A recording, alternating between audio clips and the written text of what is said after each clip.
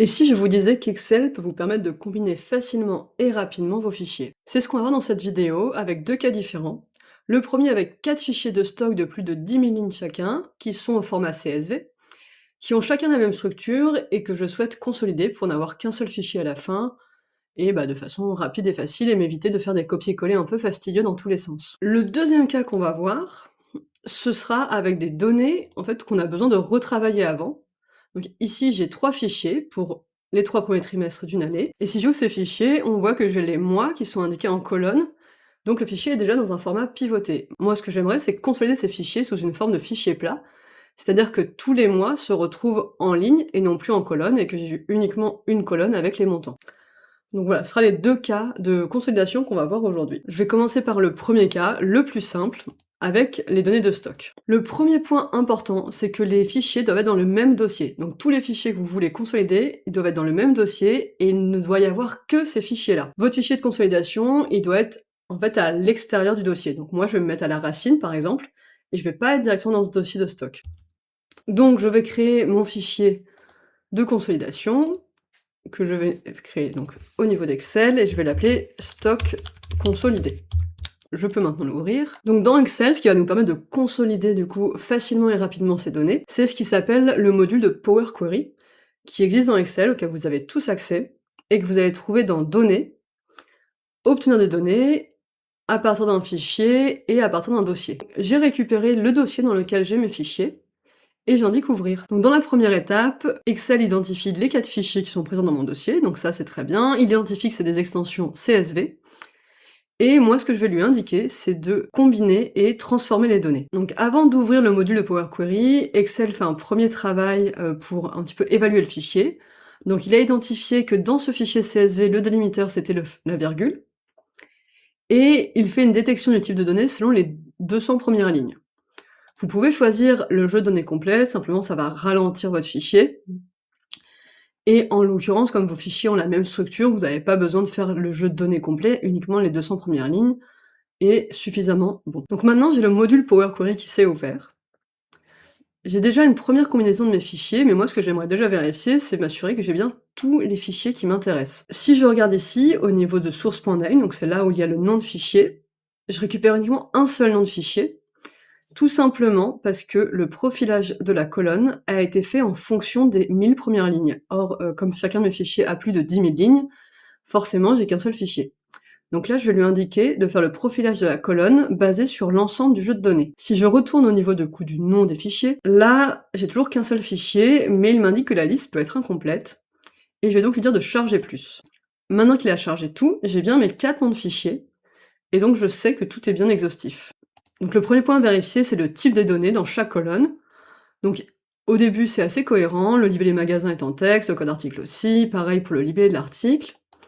J'ai bien des nombres entiers pour la quantité de stock, mais par contre pour le coût unitaire et la valorisation, là j'ai un souci, puisqu'en fait il me les identifie en tant que texte. Pourquoi il me les identifie en tant que texte? Parce qu'il y a un point, et c'est un point qui sépare les décimales, alors que dans notre système, en fait, c'est une virgule. Donc du coup, là, Excel étant paramétré pour fonctionner sur un système français, il reconnaît pas le point en tant que séparateur, et il identifie du coup ça comme étant du texte. Donc ça, pour moi, c'est un souci, et c'est un souci qui est assez récurrent quand vous avez des fichiers CSV, parce que les fichiers CSV étant généralement séparés par des virgules, tout ce qui va être nombre va être séparé par des points. Donc si vous êtes confronté à ce problème, ce que vous devez faire, c'est de sélectionner les colonnes concernées. Donc vous pouvez en avoir une ou plusieurs. Moi, j'en ai 2. Donc tout simplement, je vais, à l'aide de la touche Shift, sélectionner les 2 colonnes. Je vais faire un clic droit. Je vais aller dans Modifier le type, et je vais utiliser les paramètres régionaux. De là, je peux indiquer que c'est un type de données de nombre décimal, et au niveau des paramètres régionaux, je précise que ce n'est pas français, mais tout simplement anglais. Et je vais prendre anglais Europe.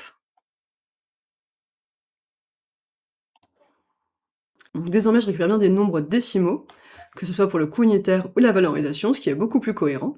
Donc déjà, au niveau de mon type de données, là, je suis bien. Et il me reste un dernier point important, qui est que dans les fichiers que j'ai récupérés, je n'ai pas l'information de la date. La seule information de la date que j'ai, il est au niveau du nom du fichier, ici. Or, comme ce sont des données de stock, j'ai besoin de connaître le stock pour chaque date. J'ai pas besoin de cumuler ce stock, puisque c'est un stock fin de mois. Donc pour ça, j'avais anticipé et chacun des fichiers, en fait, était nommé de type année, mois, jour. Et ça va me permettre de récupérer facilement la date. Si vous avez aussi ce problème, c'est intéressant quand vous sauvegardez vos fichiers de les nommer de cette façon-là. Et ça va vous permettre de récupérer facilement et rapidement la date en ajoutant une colonne, en extrayant les données qui sont avant le délimiteur. Et du coup, ce qui est avant le délimiteur, c'est le point. Donc je veux récupérer tout ce qui est avant le point CSV, donc j'indique le point. Et j'ai donc récupéré une nouvelle colonne qui est allée tout à droite des données. Et je vais simplement changer son type pour indiquer date. Et comme c'est déjà au format année, mois, jour, il identifie tout de suite le format date et il indique bien 31/01/2025. Et si je regarde l'intégralité des données, donc 31/01/2025, 28/02, 31/03 et 30/04, c'est parfait. Je vais simplement changer et indiquer que ça correspond à la date fin de mois. Et cette colonne, pour moi, c'est plus cohérent qu'elle soit tout à gauche, donc je la décale tout à gauche par un simple glisser-déposer. Je n'ai plus besoin de cette colonne, donc je la supprime. Donc maintenant, toutes mes étapes, du coup, de combinaison des données ont été faites. J'ai bien les données que je souhaite, avec le bon type à chaque fois. Et je peux donc fermer et charger. Par contre, je vais pas directement cliquer ici, je vais aller au niveau de la flèche, et je vais faire fermer et charger dans. Donc ici, j'ai plusieurs propositions. Soit je le charge dans un tableau, donc dans un tableau Excel tout simplement, soit je le mets directement dans un tableau croisé dynamique, soit je le mets en tant que graphique, ou je ne peux créer que la connexion, et si je fais ça, ce sera pour ajouter au modèle de données. Et ça permettra ensuite d'utiliser une autre fonctionnalité d'Excel qui est Power Pivot. Mais c'est pas le thème de cette vidéo, donc on verra ça à une autre occasion. Donc je retire cela. Et comme, en l'occurrence, c'est du stock, ça m'intéresse, moi, de l'avoir sous forme de tableau croisé dynamique directement. J'ai pas besoin d'avoir un tableau, puisque je vais faire un TCD dessus, donc il n'y a pas forcément d'intérêt. Donc, en l'occurrence, je vais faire rapport de tableau croisé dynamique. Et je dis OK. Donc là, j'ai bien mon TCD qui s'est créé.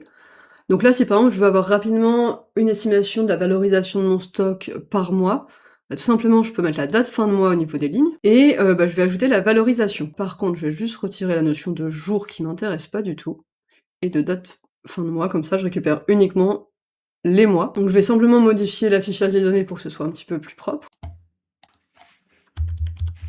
Et je veux aussi supprimer le total général, puisqu'il ne fait pas sens quand il s'agit de stock, c'est pas cumulatif sur tous les mois, c'est chaque stock à chaque fin de mois. Donc je vais tout désactiver. Et donc là, ça me permet d'avoir une évolution de mon stock, mois par mois. Si je voulais avoir article par article, j'ai tout simplement le libellé article ou le code article que je peux rajouter au niveau des lignes. Et là, je peux avoir du coup mon détail directement. Donc maintenant, je peux enregistrer mon travail, et on peut maintenant voir le deuxième cas, qui va être le cas avec un retraitement au niveau des données, en même temps que la combinaison. Donc au niveau des données sources, c'est le même principe. Vous devez avoir vos fichiers sources qui sont dans le même dossier, et vous ne devez pas avoir d'autres fichiers dans ce dossier. Donc je vais créer un nouveau fichier pour récupérer l'intégralité de mes données, que je vais appeler quantité consolidée aussi. Pour récupérer la consolidation des données via Power Query, c'est exactement les mêmes étapes qu'avant. Je vais au niveau de données, obtenir des données, à partir d'un fichier et à partir d'un dossier. Ensuite, j'indique mon dossier, qui est celui de données pivotées, et j'indique ouvrir. Là déjà, il y a une première différence, c'est que ce sont des fichiers Excel, XLSX, et non plus des fichiers CSV. Pour commencer, ça paraît pas très différent, mais juste après, on va avoir une petite différence que je vais vous montrer. Donc un point qui est important au niveau de ces fichiers, donc là, mes données, moi, elles sont déjà sous forme de tableau, ou elles sont dans une feuille, mais ce qui est très important, c'est qu'entre vos différents fichiers, les tableaux aient le même nom, ou les feuilles aient le même nom. Donc en l'occurrence, moi à chaque fois ça s'appelle tableau 1, donc il n'y a pas de souci, il va bien comprendre qu'il faut combiner le tableau 1. Et je vais indiquer OK. Donc le module Power Query s'est ouvert, et à nouveau je vois qu'il a fait le profilage de la colonne en fonction des 1000 premières lignes, c'est ce qu'il fait par défaut. Et je vais tout de suite modifier pour dire que je veux que le profilage soit basé sur l'ensemble du jeu de données. Ce qui va me permettre de vérifier que j'ai bien toutes mes données, ce qui est le cas. Mais par contre, j'ai un problème, c'est que je récupère uniquement mes 3 premières colonnes de janvier, février, mars, et ensuite, toutes mes données vont passer en nul. Tout simplement parce qu'en fait, j'ai pas de données janvier, février, mars pour le T2, puisque je récupère avril, mai, juin. Donc ça, c'est un souci. Et moi, ce que j'aimerais, c'est faire en sorte que le dépivotage des informations soit fait dès le départ. Et pour ça, en fait, ce qui est très pratique, c'est de le faire au niveau de transformer l'exemple de fichier, qui est vraiment la requête source, et c'est celle-ci que je vais aller modifier. Donc ce qui va m'intéresser, ça va être de dépivoter ces données. Et ce qui va rester stable dans tous les fichiers, ce sera les colonnes département et code département. Donc je sélectionne ces colonnes-là et dans la transformation, je vais indiquer que je dépivote les autres colonnes. Parce qu'en réalité, ce que je veux avoir en ligne, c'est janvier, février, mars, donc c'est ça qui va être dépivoté. Le problème, c'est que le nom de chaque mois change à chaque fois. Donc si je sélectionnais janvier, février, mars, ça ne serait valable que pour janvier, février, mars. Donc si je faisais dépivoter les colonnes à partir de janvier, février, mars, ça ne marcherait pas. Par contre, code département et département, c'est quelque chose qui ne change pas d'un fichier à un autre. Donc je vais simplement indiquer que je dépivote les autres colonnes. Donc là, je récupère bien mes données. Donc pour janvier, février, mars, je les récupère au niveau des lignes, tout va bien. Par contre, maintenant, j'ai une erreur au niveau de ma requête finale. Pourquoi j'ai une erreur? Tout simplement au niveau du type, le nom, en fait, des colonnes est indiqué. Donc j'avais janvier, février, mars. Or, maintenant, j'ai plus de colonne qui s'appelle janvier, février, mars, j'ai juste une colonne de valeur. Donc c'est pour ça que cette étape, elle ne fonctionne pas. Si je supprime cette étape, je n'ai pas de problème, en fait. Tout est bon.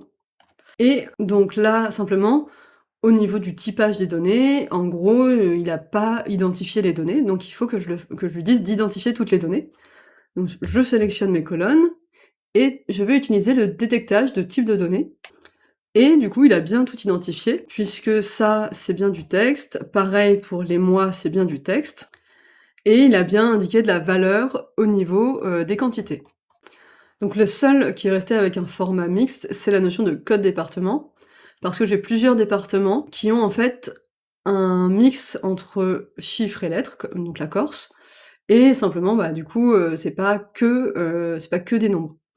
Moi, je peux lui indiquer en réalité que c'est du texte, comme ça, il y a pas de souci, et tout est passé en texte et je suis tranquille. Donc je pense que j'ai plus besoin de la source. Au niveau des sources, maintenant, j'ai bien les 3 fichiers. Je peux supprimer. Et maintenant, si je regarde, j'ai bien l'intégralité des mois qui remontent. Donc à nouveau, je vais faire fermer et charger dans. Et en l'occurrence, ça m'intéresse plutôt de les récupérer sous format tableau, donc je vais indiquer OK. Et donc là, bah, maintenant, je suis bien avec toutes mes données sur l'intégralité des mois. Donc si j'ai des recherches à faire, bah, c'est parfait, c'est déjà sous format plat. Donc voilà, dans cette vidéo, on a vu comment combiner facilement des fichiers. Donc un point à avoir en tête, c'est que les fichiers que vous souhaitez combiner doivent être fermés. Si jamais vous les avez ouverts dans Excel et que vous lancez ces étapes, il va refuser. En fait, Power Query ne va pas vouloir se lancer. Donc pensez bien à fermer ces fichiers. En fait, vous devez avoir ouvert uniquement votre fichier de consolidation et tous les autres doivent être fermés. Donc j'espère que cette vidéo vous sera utile et on se retrouve bientôt pour un nouveau tuto.